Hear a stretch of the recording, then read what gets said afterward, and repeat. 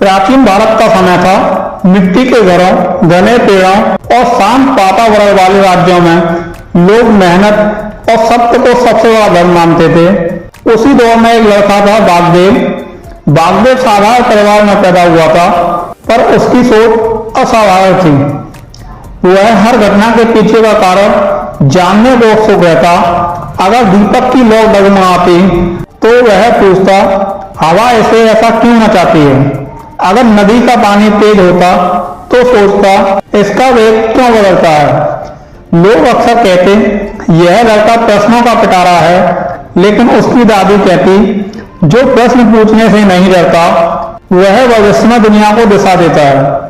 एक वर्ष राज्य में बड़ा संकट आया। सूखा और तेज गर्मी से फसलें झुलसने लगी। राजा ने घोषणा की, जो भी व्यक्ति राज्य को बचाने का उपाय बताएगा उसे सर्वोच्च सम्मान मिलेगा। विद्वानों ने बड़े बड़े ग्रंथ खोले, गणनाएं की, पर कोई समाधान नहीं मिला।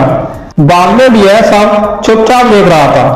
वह रोज नदी के किनारे जाता और देखता कि कैसे पानी तेज धूप में भी कुछ पत्थरों के नीचे ठंडा रहता है। उसने सोचा, अगर धूप को रोक दिया जाए तो जमीन की नमी बच सकती है। बागदेव ने बड़े पत्तों, लकड़ियों और मिट्टी की मदद से एक छोटा सा मॉडल बनाया, एक प्राकृतिक छाया प्रणाली जिसे वह छांव मार्ग कहता था। इसमें पौधों को हल्की हल्की छाया मिलती, जिससे वे गर्मी सहन कर पाते। गांव वाले हंसते, धूप से फसल बचाना है और यह लड़का छतरी बनाने में लगा है।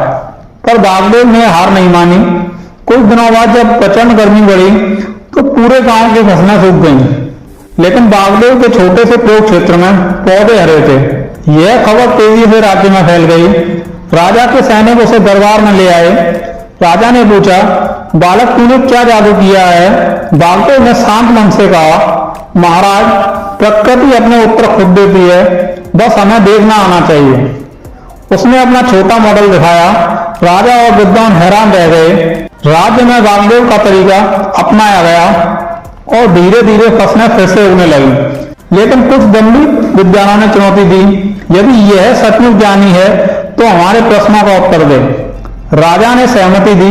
पहला प्रश्न, सबसे शक्तिशाली शक्ति क्या है?